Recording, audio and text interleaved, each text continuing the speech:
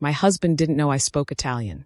What he said about me at that lunch destroyed our marriage in less than 30 minutes. I sat there in my navy silk dress, smiling serenely across white tablecloths and crystal stemware, while Peter spoke freely to his Italian client, completely confident I couldn't understand a word. He was wrong. And what I heard, about my career, about our money, about the woman he was sleeping with, it didn't just break my heart. It sharpened it into something cold and precise and utterly unforgiving. But before I tell you how I dismantled everything he built, I need you to understand how I got to that table in the first place. So if this story resonates with you, if you've ever felt invisible in your own life, do me a favor. Hit that like button and subscribe, because what comes next is going to be worth every second. My name is Laureen James, and for 8 years, I thought I had the marriage everyone envied. Not perfect, but enviable. My husband Peter was a venture capitalist with a corner office in downtown San Francisco and a reputation for turning struggling startups into acquisition targets. I ran a successful interior design studio in Pacific Heights. We lived in a penthouse with floor-to-ceiling windows overlooking the bay. We attended charity galas. We looked flawless in photographs. From the outside, we probably looked like we had won at life. But somewhere along the way, the marriage I thought I was living in had been quietly replaced with something else entirely. I couldn't tell you the exact moment it happened. Maybe it was after Peter closed that massive Series C funding round 4 years ago, the one that put his name in TechCrunch and made him insufferable at dinner parties. Maybe it was so gradual I didn't notice until I realized our conversations had become nothing but logistics, calendar confirmations, dry cleaning reminders, which car to take to which event. I had become a beautiful, efficient accessory to his increasingly important life. He had become a stranger who shared my bed and my last name, but not a single genuine word. I should have seen it coming. The signs were everywhere, written in the architecture of our perfect life. Peter's success had arrived in stages, each promotion bringing a new layer of distance between us. First came the longer hours, which I understood. Venture capital is ruthless, and he was building something. Then came the subtle corrections. The way he'd interrupt me at dinner parties to clarify what I'd just said about my own projects. The slight frown when I'd mentioned landing a new corporate client, followed by a patronizing, "That's nice, honey," before pivoting the conversation back to his latest deal. I told myself it was just stress, that once things settled, we'd find our way back to each other. But things never settled. They escalated. By year 6, Peter had cultivated this persona. The brilliant dealmaker, the guy who could spot potential in a pitch deck that everyone else missed. He started speaking differently, peppering conversations with unnecessary jargon, name-dropping executives I'd never heard of. At home, he'd pace our living room on conference calls, his voice booming with authority, while I sat at my drafting table in the corner, sketching floor plans, trying to stay small and quiet so I wouldn't disturb his important work. My work, apparently, wasn't important. Not in those words, of course. Peter was far too sophisticated for outright dismissal. Instead, it came in smaller cuts. When I mentioned wanting to pursue certification in art appraisal to expand my business, he'd laughed, actually laughed, and said, "Laureen, you already have a lovely little studio. Why complicate things?" When I suggested we collaborate on a property he was developing, he patted my hand and said, "Let's keep our professional lives separate, sweetheart. Less messy that way." The penthouse itself became a kind of beautiful prison. 1,200 square feet of imported marble and custom millwork that I had designed myself, back when Peter still asked my opinion on things. Now I wandered those rooms like a ghost in expensive loungewear, drinking coffee from cups that cost more than most people's monthly car payments, staring out at a city that felt increasingly distant. Our mornings were transactional. Peter would emerge from his shower, already mentally drafting emails. I'd have his coffee ready. 2 shots of espresso, splash of oat milk, no sugar, and he'd accept it without looking up from his phone. Evenings were worse. He'd come home late, eat whatever our meal service had delivered, and retreat to his office for just a few more hours of work. We'd become 2 people who happened to share an address and a tax return. Nothing more. And the worst part, I'd convinced myself this was normal, that this was what marriage looked like after the honeymoon phase ended. That wanting more, wanting to be seen, to be valued, to be heard, was somehow asking too much.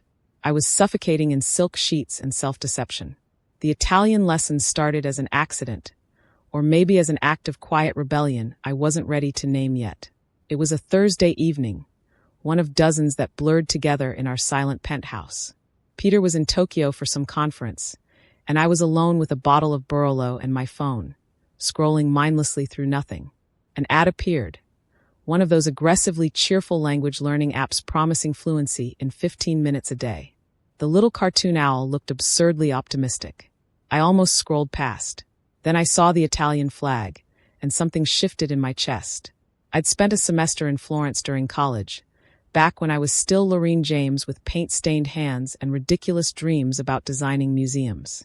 I'd lived in a cramped apartment near Santo Spirito, spending mornings in Italian language classes and afternoons sketching architectural details in crumbling churches. I'd been fluent once, or close enough. I'd ordered food and argued with my landlady, and even flirted badly with a barista named Marco, who probably flirted with every American girl who walked through his door. That version of me felt like a character from someone else's life. On impulse, I downloaded the app, just to see if I remembered anything. Turns out, I remembered more than I thought. The vocabulary came back in unexpected waves. Not the textbook phrases, but the real ones. The way to say beautiful disaster. How to order a specific type of pastry. The particular verb tense for describing something you wish had happened differently. Within a week, I was doing lessons every morning while Peter was in the shower. Within a month, I'd graduated to podcasts, listening to Italian news broadcasts while I worked on client presentations. By month 3, I was reading Italian design magazines, the language flowing back into my brain like water finding old channels. I didn't tell Peter.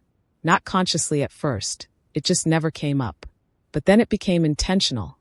This small secret I kept tucked away like a love letter to my former self. He'd ask what I was listening to on my AirPods, and I'd say, just a podcast, without specifying which language. He'd glance at the books on my nightstand and not notice the spines were in Italian, because he'd stopped really looking at anything in my world months ago. The language became my private rebellion, my proof that I still had a brain capable of complex thought, despite Peter's gentle, continuous suggestions that I was better suited for softer pursuits. Every conjugation I mastered felt like reclaiming a small piece of territory he'd slowly colonized. I'd wake up at 6 before Peter stirred and practice conversations with myself in the bathroom mirror. Mi chiamo Lorene. Sono una designer d'interni di successo. My name is Lorene. I'm a successful interior designer. Saying it in Italian made it feel true again, even when saying it in English had started to feel like a lie I was telling at dinner parties. This wasn't just language learning. This was excavation. I was digging back down to the person I'd been before I'd made myself smaller to fit into Peter's expanding empire. And I was good at it. Better than good. Within 6 months, I was fluent again, my accent polished, my vocabulary sophisticated. I had absolutely no idea how much that secret fluency was about to cost him. Peter came home on a Wednesday in March with an energy I hadn't seen in months. Not the manic conference call intensity he usually radiated, but something looser, almost jubilant. He actually kissed me when he walked through the door. A real kiss, not the absent peck that had become our standard greeting. "We got him," he said, dropping his messenger bag and loosening his tie. "We actually got Signor Rossi to the table." I looked up from my laptop where I'd been reviewing fabric samples. Rossi, Antonio Rossi, the Italian construction magnate I've been chasing for 8 months. He said it like I should have known, like he'd been discussing this at length. He hadn't. He's in San Francisco next week for exactly 48 hours, and he agreed to a lunch meeting. This could be the biggest deal of my career, Lorene. We're talking $100 million development fund. That's amazing, Peter. Congratulations. He was already pacing, that familiar kinetic energy taking over. The lunch is Friday at Quince. 1 o'clock. High stakes, very formal. He stopped, turned to look at me with an expression I'd learned to recognize. The one that meant he was about to ask for something while pretending it wasn't really a request. "I need you there." I blinked. "At the lunch. For optics." Rossi is old-world Italian, very traditional. He appreciates the aesthetics of success. A beautiful wife, elegant presentation. It matters to men like him. Peter smiled, but it didn't reach his eyes. "Wear that navy dress, the one with the subtle gold detail. Conservative, but expensive looking. Hair up. The diamond studs I got you for our anniversary. Something cold settled in my stomach. You want me there as decoration. Don't say it like that. He waved his hand dismissively. You'll enjoy it. Quince is incredible. You'll have an amazing meal, and I get to show Rossi that I'm a man who has his life together. Win-win. What will you be discussing? Peter laughed, actually laughed. Complex financial structures, international development contracts, regulatory frameworks across multiple jurisdictions. Trust me, sweetheart, you'll be bored to tears within 5 minutes. Rossi and I will probably spend most of the lunch speaking Italian anyway. He's more comfortable in his native language for business matters. There it was. That familiar dismissal, wrapped in concern for my comfort. But that's fine, he continued, pulling out his phone to check something. You're wonderful at just being present, looking engaged. You have that gift. You make any room feel more elegant just by being in it. That's what I need on Friday. Not my thoughts. Not my input. Not my partnership. Just my presence. My performance. My decorative contribution to his empire building. Of course, I said, my voice perfectly even. I'll be there. Peter kissed my forehead, already mentally moving on to the next item on his agenda. You're the best. Navy dress, 1 o'clock Friday. I'll have my assistant send you the address. He disappeared into his office, leaving me alone with the knowledge that in 3 days, my husband would be speaking Italian at a business lunch. And he had absolutely no idea I would understand every single word. I didn't sleep that night. Not really. I lay beside Peter in our king-sized bed, listening to his steady breathing, while my mind spun through possibilities I wasn't quite ready to name. He would be speaking Italian, freely, confidently, with no idea I could understand. People say things in foreign languages they'd never say otherwise. I knew this from my semester in Florence, watching American students gossip viciously in English right in front of our Italian host families, assuming incomprehension meant invisibility. I'd found it mortifying then. Now I found it strategic. By Thursday morning, I'd made a decision. If Peter was going to have an unguarded conversation in Italian, believing I was decoratively oblivious, I was going to understand every nuance, every implication, every word. My Italian was fluent for everyday conversation, for design terminology, for discussing art and architecture.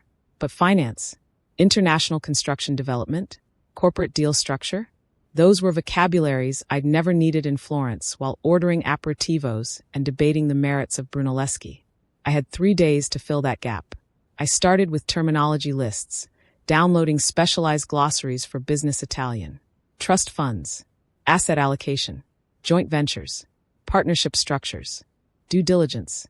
I made flashcards on my phone, practicing while Peter was in the shower, while he was on calls, while he slept beside me at night.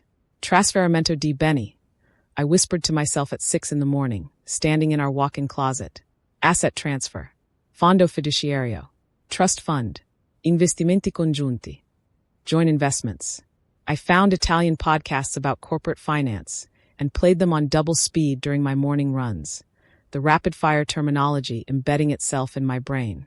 I watched Italian business news, forcing myself to follow discussions about mergers and acquisitions, regulatory compliance, international contracts. Peter noticed nothing. Why would he? I'd always had my AirPods in. I'd always been reading on my iPad. The only difference was the content, and he'd long ago stopped being curious about what occupied my mind. By Friday morning, I could discuss complex financial structures in Italian with the same fluency I could describe Caravaggio's use of chiaroscuro. Better, actually. I'd been more motivated. I also did something else, something that felt calculated in a way that frightened and exhilarated me. I researched Antonio Rossi. Not just his business profile. Peter had left printouts about the deal on his desk, which I'd photographed, but his reputation, his values, his public statements about business ethics and family. Traditional, Peter had said. Old world. The articles I found suggested something more specific. Rossi had built his empire on principles of integrity and respect. He'd once pulled out of a lucrative deal because his potential partner had made dismissive comments about his own wife in a magazine interview. Interesting. I spent Thursday night practicing specific phrases. How to describe condescension. How to articulate betrayal. How to discuss financial misconduct. Just vocabulary exercises, I told myself. Just being thorough. Friday morning, I woke at 5. Peter was still asleep. I stood in the bathroom, looking at my reflection in the mirror, and practiced one more time. Sono pronta, I whispered. I'm ready. My reflection didn't smile back. She looked like someone preparing for war. I put on the navy dress Peter had requested, fixed my hair in an elegant updo, applied my makeup with surgical precision, diamond studs, subtle gold bracelet. I looked exactly like what he'd asked for. Expensive, polished, decorative. Perfect. At 12:30, Peter checked his appearance one final time. You look beautiful, he said absently. Remember, just smile and look engaged. I'll handle everything else. Of course, I said. What I didn't say, I'm going to handle quite a bit myself. Quince was exactly the kind of restaurant Peter loved. The sort of place where the host recognized you by name and the silence between tables felt expensive. We arrived 5 minutes early, which Peter considered precisely on time. He'd been coaching me in the car about posture, about when to smile, about not ordering anything too complicated. I nodded along, my hands folded serenely in my lap, while internally I reviewed financial vocabulary. Signor Antonio Rossi arrived at exactly 1 o'clock. He was in his early 60s, silver-haired, and impeccably dressed in a charcoal suit that probably cost more than my first car. His handshake was firm, his smile warm but assessing. When he took my hand, he didn't shake it. He bowed slightly and kissed it, old-world courtesy that made Peter beam with validation. Signor Rossi, may I introduce my wife Lorene, Peter said, his voice carrying that particular tone of proud ownership. Che piacere, Rossi Said. What a pleasure. His eyes were kind when they met mine. Your husband speaks very highly of you, Signora Watson. I smiled graciously, said nothing. The perfect decorative wife. We settled into our table by the window. The first 15 minutes proceeded in English. Pleasantries about Rossi's flight from Milan. Observations about San Francisco's transformation. Surface-level discussion about the tech industry. I sipped my sparkling water and maintained an expression of polite, gentle interest. Then Peter made his move, smooth as silk. Signor Rossi, if you're more comfortable, we could continue in Italian? I know business discussions can be more precise in one's native language. Rossi's face brightened. Ah, parli Italiano? Meraviglioso. You speak Italian? Wonderful. Peter's smile was triumphant. He glanced at me with barely concealed satisfaction. See, I told you you'd be lost, before turning back to Rossi. Sì, ho studiato a Roma durante l'università, Peter Said. Yes, I studied in Rome during university. È sempre stato utile per affari internazionali. It's always been useful for international business. And just like that, I became invisible. The conversation shifted entirely to Italian. Rossi relaxed immediately, his English language formality melting into something more animated. They discussed the San Francisco development market, the opportunity for European capital, the specific properties Peter had identified. I sat perfectly still, my expression pleasantly blank, while understanding every single word. Then Peter started peacocking. I recognized the shift in his tone, the same one he used at dinner parties when he'd had 2 drinks and wanted to impress. Louder, more expansive, boastful. La mia situazione personale è molto stabile. I Said, gesturing vaguely in my direction. My personal situation is very stable. Mia moglie è decorativa e di supporto. My wife is decorative and supportive. Rossi's smile flickered slightly, but he said nothing. Peter continued, warming to his theme. Ha un piccolo studio di design d'interni. Niente di serio, ovviamente. È solo un modo innocuo per riempire I suoi pomeriggi. She has a small interior design studio. Nothing serious, obviously. It's just a harmless way to fill her afternoons. Something cold and sharp crystallized in my chest. I took a sip of water, smiled serenely, looked out the window at the street beyond as if admiring the view. Inside, I was memorizing every word, every inflection, every casual dismissal of 8 years of professional work I'd built with my own hands. Peter laughed, completely at ease. Le donne hanno bisogno dei loro piccoli progetti, no. Women need their little projects, don't they? Rossi's expression had shifted to something carefully neutral, and Peter, oblivious, kept talking. The food arrived, something delicate and artfully plated that I would later have no memory of tasting. I cut small pieces, chewed slowly, played my role with mechanical perfection while my husband dismantled our marriage in a language he believed kept his secrets safe. Rossi asked about partnership structures, about how Peter managed risk in volatile markets. Standard business questions. Peter's answers started professionally enough, but then he veered into territory that made my spine stiffen. Sono sempre attento a proteggere I miei beni personali. Peter Said, Swirling's wine. I'm always careful to protect my personal assets. Ho recentemente creato un fondo fiduciario, molto complesso, molto agile. I recently created a trust fund. Very complex, very agile. Prudent, Rossi said carefully. Prudent. E controllato da mia sorella Rachel, Peter continued, leaning forward conspiratorially. It's controlled by my sister Rachel. In questo modo, se la mia situazione matrimoniale dovesse richiedere snellimento, I fondi sono già posizionati strategicamente. That way, if my marital situation should require streamlining, the funds are already strategically positioned. Streamlining. He'd reduced the potential end of our marriage to corporate efficiency language. I reached for my water glass with a hand that didn't shake. Took a slow sip. My face remained serene, but in my mind I was cataloging. Trust fund. Sister Rachel. Strategic positioning. Marital streamlining. Rossi's expression had gone notably cooler. Capisco, he said.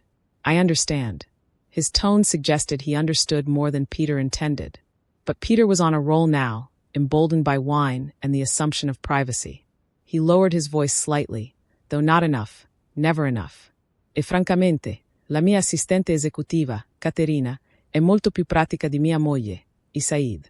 And frankly, my executive assistant, Caterina, is much more practical than my wife. Lorena è troppo emotiva. Non capisce la strategia. Lorene is too emotional. She doesn't understand strategy. The restaurant noise seemed to recede. Everything narrowed to Peter's voice, speaking Italian he thought I couldn't comprehend, revealing truths he thought were safely encrypted. Caterina è focalizzata, efficiente, e continued. Caterina is focused, efficient. È un sollievo dopo essere tornato a casa da qualcuno che pensa che un nuovo divano sia una decisione importante. It's a relief after coming home to someone who thinks a new sofa is a major decision. Rossi had stopped eating entirely. His eyes flicked to me, then back to Peter with something that looked like distaste. Peter didn't notice. Abbiamo una comprensione. Da 6 mesi ormai. We have an understanding. For 6 months now. 6 months. He'd been sleeping with Caterina for 6 months. I carefully set down my fork, folded my hands in my lap. My wedding ring caught the light. Platinum and diamonds, the symbol of promises that were apparently meaningless. Lorene non sospetta nulla, Peter said with something close to amusement. Lorene doesn't suspect anything. È troppo occupata con I suoi campioni di tessuto e le sue riunioni con I clienti per notare. She's too busy with her fabric samples and her client meetings to notice. Every word was a nail. I counted them, cataloged them, let them build into something solid and usable. Caterina. 6 months. Trust fund controlled by Rachel. Assets transferred in anticipation of divorce. My career dismissed as hobby. My intelligence mocked as emotional incompetence. I smiled gently at nothing, the perfect ornamental wife, while my mind sharpened itself into a weapon. The lunch ended with handshakes and hollow pleasantries. Rossi's goodbye to me was warmer than his farewell to Peter. He held my hand a moment longer than necessary, his eyes searching mine with something that looked like concern. Then he was gone, and Peter was exhilarated, talking rapidly about how well it had gone, how impressed Rossi had seemed, how this was going to change everything. He had no idea how right he was. I waited until we got home. Waited until Peter disappeared into his office for a few quick calls. Then I walked calmly to our bedroom, closed the door, and pulled out my phone. Olivia Chen answered on the second ring. Lorene, everything okay? Olivia had been my friend since college. One of the few relationships I'd managed to maintain through the increasingly isolating years of my marriage. She was a partner at one of San Francisco's most respected family law firms. We'd had lunch 2 months ago, and I'd made jokes about her never having to represent me. I wasn't joking now. I need you to tell me something, I said, my voice unnaturally steady. If a husband creates a trust fund controlled by a third party and transfers marital assets into it while planning for divorce, is that legal? Silence. Then, where are you right now? Home. Peter's in his office. Can you talk freely? Yes. Lorene, what's happening? I told her. Everything. The lunch, the Italian conversation, every word Peter had said about the trust, about Katerina, about his strategic planning to streamline me out of our finances. My voice didn't shake. I recited it like evidence, because that's what it was.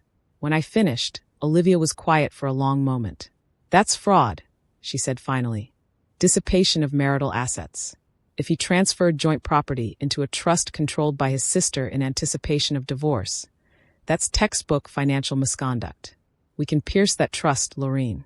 We can recover those assets. How do I prove it? We need documentation.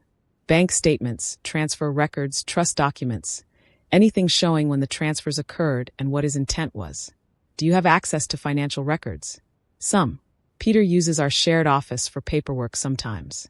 He's careless about leaving things out." "Don't do anything that feels unsafe," Olivia said carefully. "But if you can photograph documents, account statements, anything that shows the paper trail, do it. We need to move fast, before he can hide more assets." "What about Katerina?" "The affair helps establish character, but California is no fault. What matters is the money, the trust, the intentional concealment of marital property."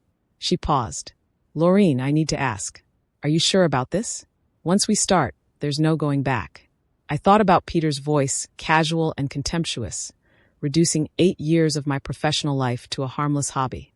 Thought about him laughing with a stranger about how oblivious I was while he planned my financial abandonment. "I'm sure," I said. "Okay, don't confront him. Don't let him know you know anything. Can you do that?" "Yes. We'll need to move carefully but quickly. I'm going to send you a secure folder link. Upload anything you find. And Laureen," her voice softened, "I'm so sorry." "Don't be sorry yet," I said. "Be ready." I hung up and sat on the edge of our bed. The bed I'd shared with a man who thought I was too stupid to understand Italian, too emotional to grasp strategy, too decorative to fight back. He was wrong on all 3 counts, and I was going to prove it. Peter left for the office at 7 the next morning, whistling. Actually whistling. He kissed my forehead and told me he'd be home late. Drinks with the team to celebrate the Rossi meeting. I smiled and told him to have fun. The moment his car pulled out of the garage, I went to work. Our home office was technically shared space, though shared was generous. Peter dominated it, his desk, his filing cabinets, his stacks of documents that he'd explicitly told me not to disturb because they were complex financial materials. I'd always respected that boundary. Not anymore. I started with his desk drawers. Peter was meticulous about digital security, but surprisingly careless with paper. The second drawer down held a stack of bank statements he'd apparently been reviewing. I photographed every page, my hands steady, uploading each image to the secure folder Olivia had created. There. Account transfers. 3 separate movements of funds over the past 4 months. Each one substantial. 75,000, 120,000, 200,000. All going to something labeled RW Family Trust. RW. Rachel Watson. His sister. I kept going. The filing cabinet yielded even more. Trust documents that Peter had printed and annotated in his neat handwriting. Margin notes that made my blood run cold. Irrevocable structure. L cannot access. Sister as sole trustee, cleaner separation. Move remaining joint investments by Q2. He'd been planning this for months. Maybe longer. I photographed everything, my phone camera clicking softly in the silent penthouse. Trust agreements. Investment account statements. Transfer authorizations. A timeline, written in Peter's own hand, projecting asset movements through the end of the year. Then I found the emails. Peter had printed them. Why, I couldn't imagine. Maybe he liked having hard copies of important correspondence. Maybe he was just arrogant enough to believe I'd never look. The first was from his sister Rachel, dated 6 weeks ago. "Peter, the trust is established as discussed. All transfers will be protected under the irrevocable structure. When you're ready to move forward with the divorce, Elle won't have access to any of these assets. You were smart to plan ahead." The second was to his attorney. Not a family law attorney, I noted, but his corporate counsel. "I need to understand the cleanest way to restructure my personal assets in anticipation of a marital separation. Timeline, next 6 to 8 months. Priority is protection of business interests and liquid capital." Dated 4 months ago. For months. The third email made my hands shake for the first time. It was to Katerina, sent from his personal account 3 weeks ago. Once things are finalized with Elle, we can stop being so careful. I know sneaking around is exhausting, but the timing has to be right. I need the asset protection fully in place first. My attorney says another 8 to 10 weeks. Then we can actually have a life together. Ti amo. Ti amo. I love you. In Italian. The language of our betrayal. I photographed it all. Uploaded everything. Then I carefully returned each document to exactly where I'd found it. Every stack precisely aligned. Every folder in its original position. Peter would never know I'd been there. I had one more place to check. His laptop was password protected, but I knew the password. He'd never changed it from our anniversary date. A small irony that would have been funny if it weren't so pathetic. I opened his email client. Searched for Katerina. Dozens of messages. Hundreds, maybe. Some professional, some personal, some explicitly sexual. I didn't read them in detail. I didn't need the emotional damage. I just needed the evidence. I forwarded key messages to a new email address I'd created that morning, then deleted the forwarding record from his sent folder. By 9:30, I had everything. Bank records, trust documents, emails to his sister, his attorney, his mistress.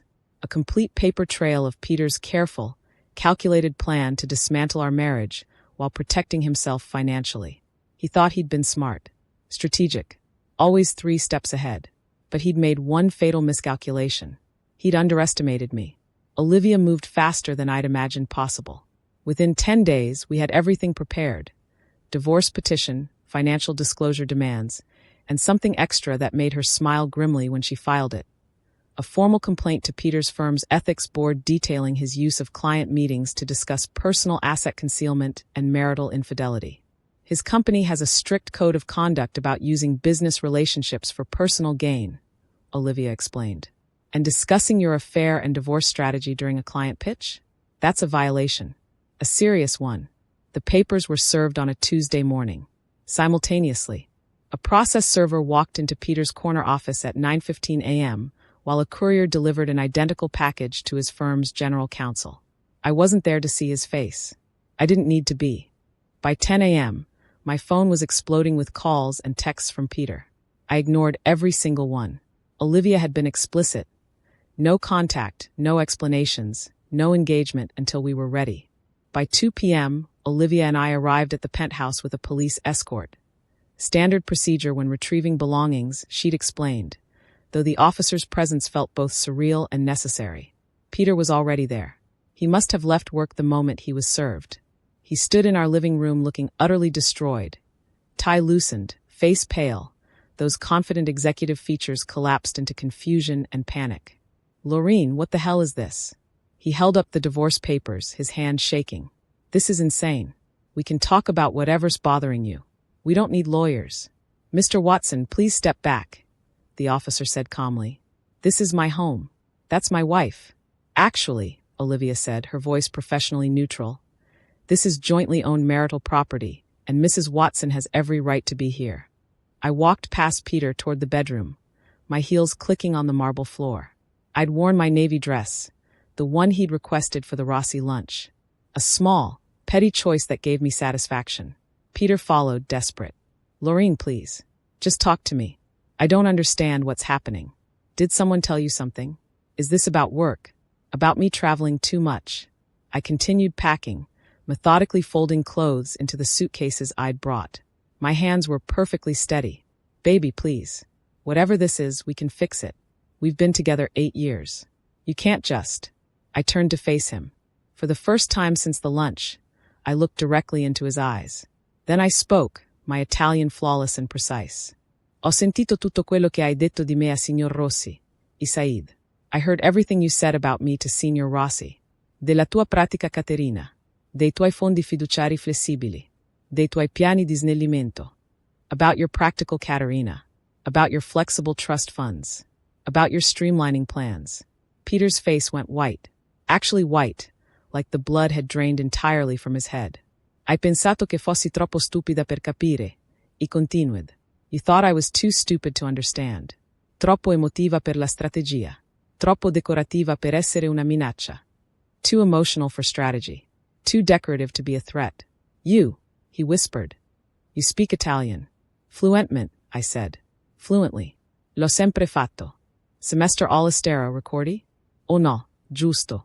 Non hai mai chiesto della mia vita prima di te. I always have. Semester abroad, remember? Oh no, that's right. You never asked about my life before you. Laureen, I can explain. Ti dispiace di essere stato scoperto, Peter. Non ti dispiace di averlo fatto. You're sorry you got caught, Peter. You're not sorry you did it. I switched back to English, my voice cold and level. The trust you created with Rachel? Fraud. The assets you transferred? We're getting them back. Katerina, I hope she was worth your career, because your firm's ethics board is very interested in how you used a client meeting to plan your affair and financial misconduct. How did you? The emails. He was stammering now, this man who commanded boardrooms. You left everything in our office. You really thought I was too decorative to look. Olivia appeared in the doorway. Mrs. Watson, we should go. I zipped my final suitcase and walked toward the door. Peter grabbed my arm. Not hard, but enough that the officer stepped forward. Don't, I said quietly. Touch me again and it becomes assault. He dropped his hand like I'd burned him. I paused at the threshold of what used to be our bedroom. Buona fortuna, Peter, I said. Good luck. Ne avrai bisogno. You'll need it. Then I walked out of the penthouse and didn't look back. The divorce took 4 months to finalize. For months during which Peter's carefully constructed empire crumbled with satisfying precision. His firm's investigation moved quickly, using client meetings to discuss personal financial schemes and extramarital affairs violated multiple sections of their ethics code. They gave him the option to resign quietly or be terminated with cause. He resigned. The severance package he'd been counting on evaporated. The trust fund Rachel controlled proved exactly as vulnerable as Olivia had promised. The judge's ruling was scathing, deliberate dissipation of marital assets with clear intent to defraud. Every dollar Peter had transferred was clawed back and split equitably.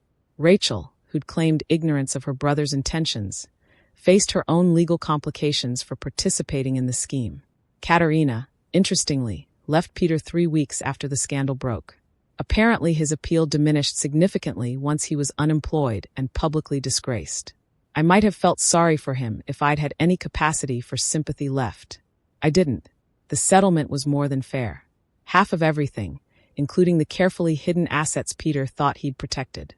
The penthouse sold quickly. I didn't want it anyway, didn't want to live in the beautiful cage where I'd made myself small. I bought a Victorian in Hayes Valley instead, with high ceilings and excellent light. Perfect for a design studio. My business, freed from Peter's subtle undermining, flourished. Clients I'd been too afraid to pursue, major commercial projects, high-profile renovations, suddenly seemed possible. I was the same designer I'd always been, but I operated differently now. Bolder, uncompromising about my value. 6 months after the divorce was finalized, I received an unexpected email. The sender was Antonio Rossi. Gentile Signora James. It began, using my maiden name, which I'd reclaimed. He wrote in Italian, perhaps knowing now that I would understand. He explained that he'd been disturbed by Peter's behavior at their lunch, by the disrespect shown to me. He'd chosen not to pursue the partnership, a decision that had apparently cost Peter's firm a significant commission, adding to his professional collapse. But more importantly, Rossi's company was expanding. They were developing a series of luxury properties across Italy and needed a design director who understood both American and European aesthetics. Someone with innata dignità e vero talento professionale. Innate dignity and true professional talent. He'd seen those qualities in me, even as I'd sat silently at that lunch, performing the role Peter had assigned. Would I be interested in discussing the position? I read the email 3 times, sitting in my new studio with afternoon light streaming through windows I'd chosen myself.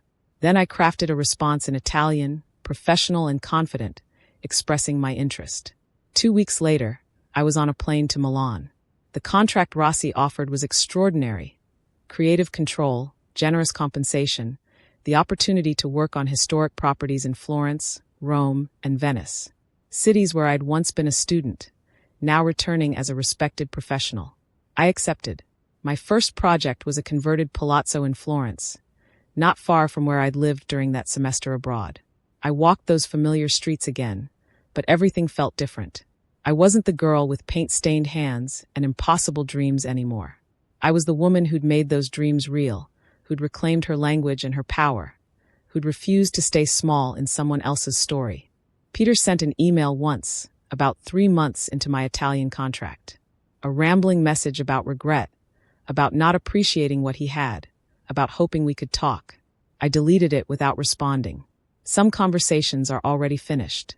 I built a life in Italy that felt like coming home and starting over simultaneously. I dated eventually, a museum curator in Rome. Nothing serious, but something warm and respectful. I traveled. I designed spaces that made people stop and stare. I spoke Italian every single day, not as a secret rebellion, but as my actual life.